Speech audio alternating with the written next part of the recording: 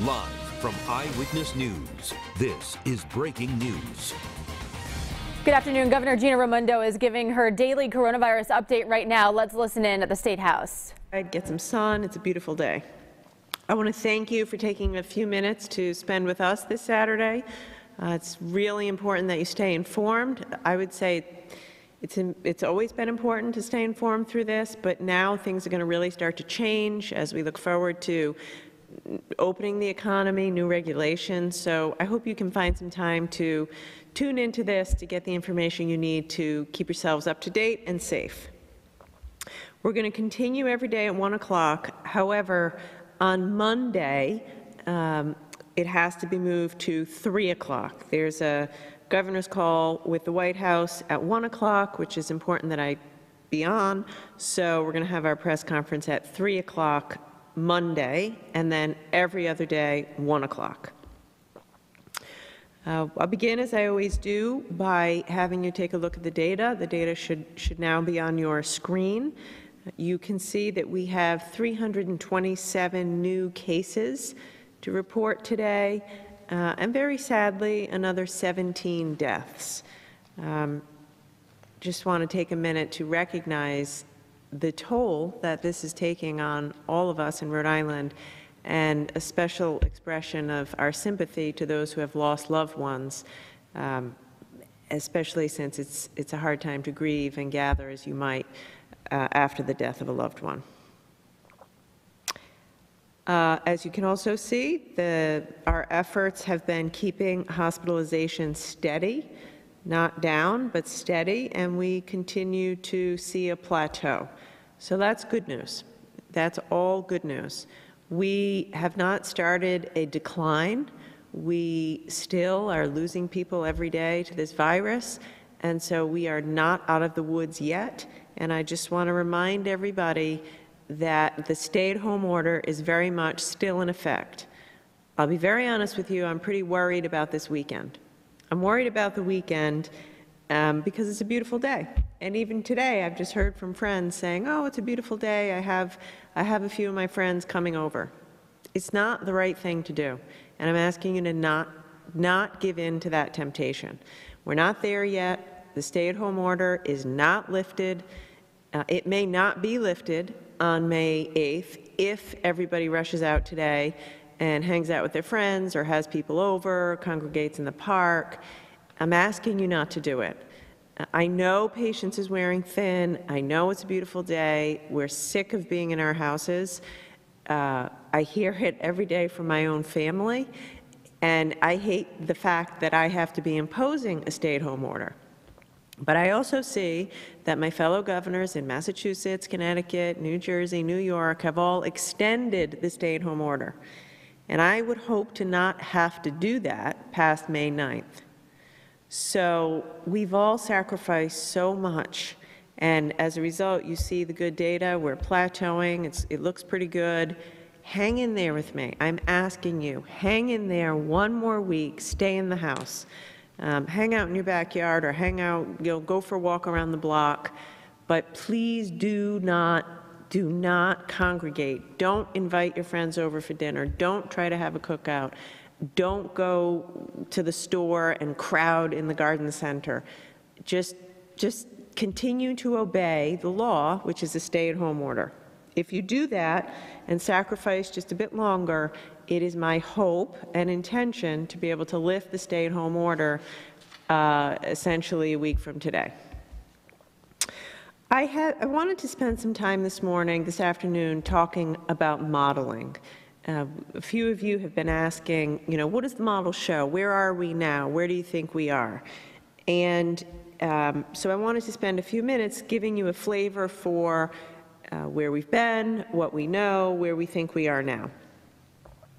As I have said in the past, we have a team of economists, epidemiologists, and data scientists from Brown University and the Brown's Policy Lab who are advising us. We have our own experts, epidemiologists, data scientists, physicians, infectious disease doctors at the Department of Health, and we've been in close contact with the public health team and data scientists at Johns Hopkins. So we are trying to get be as smart as possible to continually update our model based on our best estimates at the time. I will say that this is a new virus. We are learning about it every day, and none of these models is perfect. As you know, I've been reluctant to release models on a regular basis because we can't put too much faith in them because they change. They're highly sensitive to assumptions, and they change every day as factors change. Having said that, they're necessary and they guide our work, and so I want to continue to share a little bit about them. There are really two goals for modeling. First, models can help us understand how bad things can be, and that's essential because the whole way through we have been working for the best but planning for the worst. And we saw in other countries, other states, the worst happened and they weren't ready and a lot of people got hurt. It happened too quickly. So we have been doing our modeling, so we have a sense of how bad could this be so that we'd be prepared for that and minimize the loss of life and sickness in those worst case scenarios. Several weeks ago, when we weren't sure how effective our social distancing would be, our models showed some pretty scary scenarios. You know, we put in place, I put in place social distancing rules and requirements. I hoped they'd be effective. I hoped there'd be broad compliance, but we weren't sure. And so at that time, a month or so ago, we were looking at models which showed really devastating numbers of hospitalizations and deaths. Having said that, thank God that didn't happen. You guys, you made that not happen. You stayed in your houses, you've been wearing your masks, you've been keeping appropriate social distance, and it has worked. Thankfully, it has worked. So as a result, we've dramatically changed our trajectory, and the worst case scenarios that we had planned for haven't happened. So that brings me to our second use of models. And we use them to try to figure out where we might be right now. And so I'd like to, maybe you could put up on the screen the first slide, slide 1. And I want to share with you today where we think we probably are. As you can see from the slide that's on the screen, when the virus first hit Rhode Island, our hospitalizations were growing very quickly. We were seeing a doubling in the number of hospitalizations every few days. That was a scary time because if you extrapolated and said that our hospitalizations were going to continue to double every few days, that would have put us at a place of overwhelming our hospital system and their equipment and their ventilators very quickly. So that's why we had to really clamp down at that time, and that's when we started closing schools, closing businesses, et cetera. You will see that from the beginning, the trajectory has changed meaningfully twice. The first big change was right around April 2nd. You see the exponential hospitalization growth start to flatten and be a bit more linear. That is almost exactly 2 weeks after I announced our first business closures, 2 weeks after I shut down restaurants and bars. The hospitalizations continued to increase, but at a much more gradual rate. But still, I think at that point they were doubling like every 4 days, which was still a terrible trajectory to be on and would have quickly led us to a place of overwhelming our hospitals. You then see around April 14th, the trajectory made another dramatic shift from a more linear growth to what's essentially a plateau. Again, that's easy to explain why. Now that we have the benefit of looking back at it. April 14th was almost exactly 2 weeks after I issued the stay-at-home order. So we know now that the virus runs its course in about 2 weeks. So what measures take place, today will be, you'll see it in the data in about 2 weeks. So it's crystal clear that those two inflection points, closing restaurants and bars and the stay-at-home order, meaningfully affected our trajectory and have led us to a place today, which is a much, much, much better, safer, healthier place than we would have been if we hadn't taken those actions. And quite frankly, if you all didn't do the right thing and stay in your house. I do want to take a second to point out a couple of dots that I hope you can see on the slide. There are a few dots that are highest above the green line right around April 20th to 22nd. There are a few dots above the line. Those dots are, we believe, the result of people choosing to congregate together over the weekends of Passover and Easter. So you see those dots, they're above the line, not in a good way, not what we want to see. And they are at approximately 2 weeks after when we think people were getting together for Easter and Passover, probably family and friends gatherings. So those are people who weren't listening or doing what they were supposed to do. They thought it was okay to congregate. Oh, nobody will know. We'll just get together. It's only 10 people in my family. And as a direct result, we saw an increase in hospitalizations. So that is my way of saying, if in 2 weeks from today we see a spike that leads to people getting sicker, it's because we went out this weekend, on a beautiful weekend, and got together when we really shouldn't. The last model we shared, I think the last time I provided modeling, was right at the time of that last trajectory change, the 2 weeks after the stay-at-home order. And as you can see, had we continued on that blue line trajectory, the numbers obviously would have looked a lot worse. Within the next few days after releasing the model last time, we saw the trajectory change and the numbers leveled off, and now we're in a much better position. A couple more points. A plateau isn't a perfectly straight line. We're always going to see some blips in the line. It won't be a perfect straight line. But we're in the business of looking at a trend. The average over several days. What does the trend line look like? By the way, we're also in daily contact with our hospitals. What's going on? Are you handling it? Do you see the plateau? Do you feel comfortable? And so as you can see, the trend line is generally flat. So the next question you may be asking yourself is, what's the modeling look like going forward? Where are we going to be going forward? So before I ask David to put up the next slide, I want to give a bit of a caveat, which is we don't really know with precision where we are going to be. The modeling team has put together our best estimate as of now as to where we think we will be. But as we've seen in other states that are past their peak, the virus doesn't necessarily follow the course that they had predicted. We all of us in every state are still learning about the virus. So we'll go ahead and put up slide 2.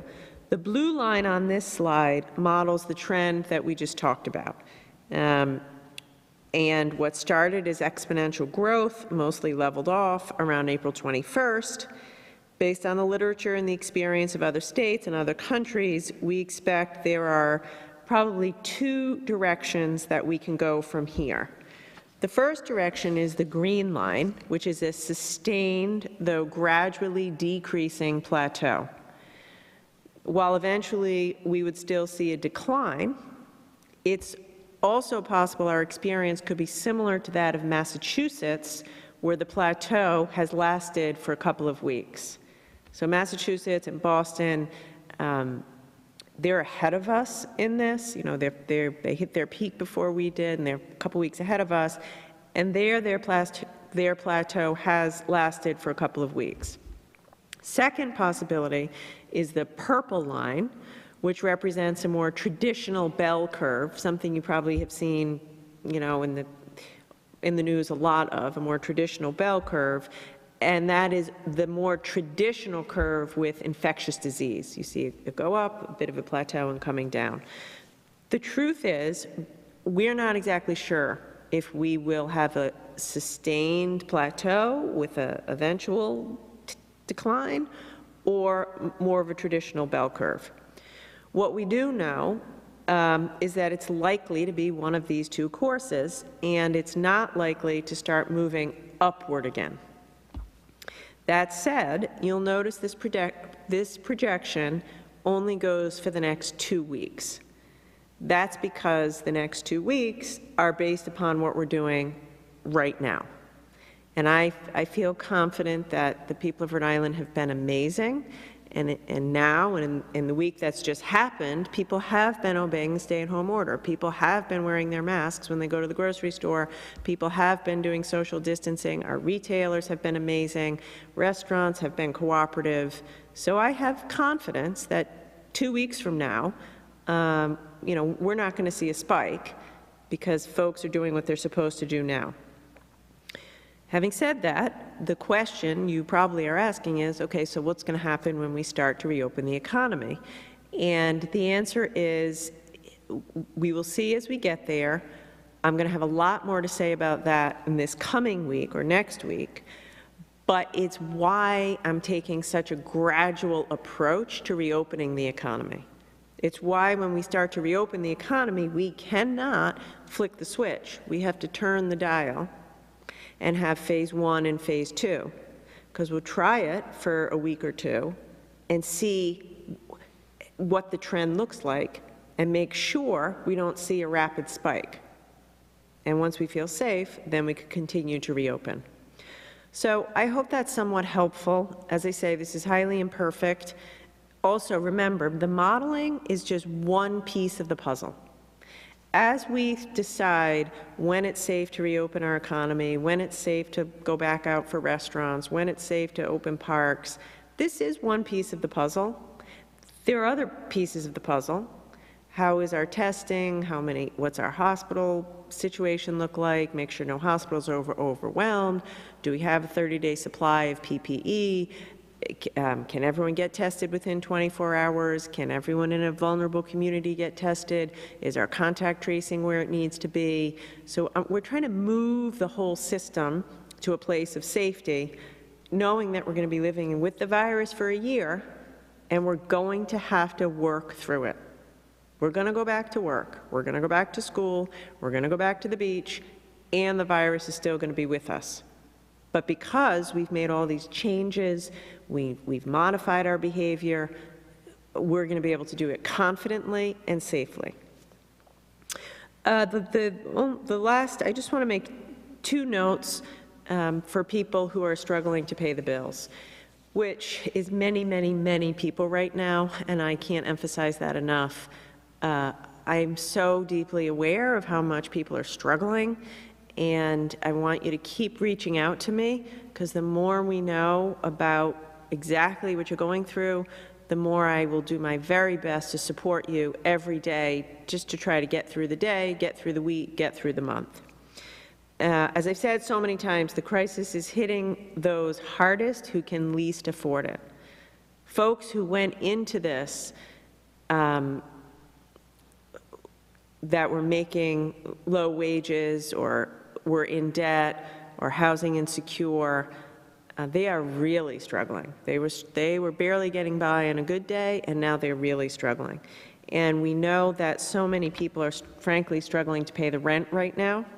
Last week I said I'd be back with more information about a new rental assistance program, and so I'm very proud to announce today that we have put together a $1.5 million initiative to provide emergency rental assistance, which is available to low-income renters who have been impacted by the COVID-19 emergency and for people who are at risk of homelessness. So those who can qualify can receive a grant of up to $5,000 to support past due rental payments and other fees. So I want to be clear, this is not money to help you make, next month's rent. This is if you're behind and are facing potential eviction. Reminder, you can't be evicted because until May 17th, the courts are closed. But if you're really behind in your rent, this is $1.5 million, a grant of up to $5,000 to support past due rent payments. It's available now, starting today. You can go to Housing Help RI to view the requirements and apply. If you don't have access to the internet, but you're hearing me say this and this applies to you, I want you to call 211, the United Ways helpline, 211, and ask about the new rental assistance program that the governor just talked about. It's called Housing Help RI. I need to thank Commerce Secretary Pryor and his team and the folks at Rhode Island Housing. They have worked with HUD to make this money available. Thank you for your creativity and the way you move so quickly. So that money is available now, and if you need it, I'd encourage you to apply.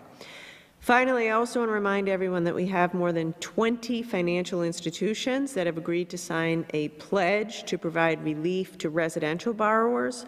All of the participating institutions are listed on the DBR website, dbr.ri.gov.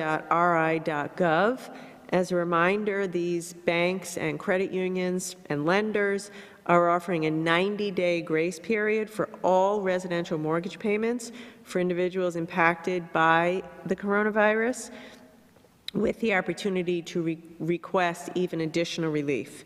They've also agreed to not report late payments to credit reporting agencies for residential borrowers who take advantage of the grace period, and they've agreed to a 60-day moratorium on initiating residential foreclosures and evictions, and an agreement to waive mortgage-related late fees.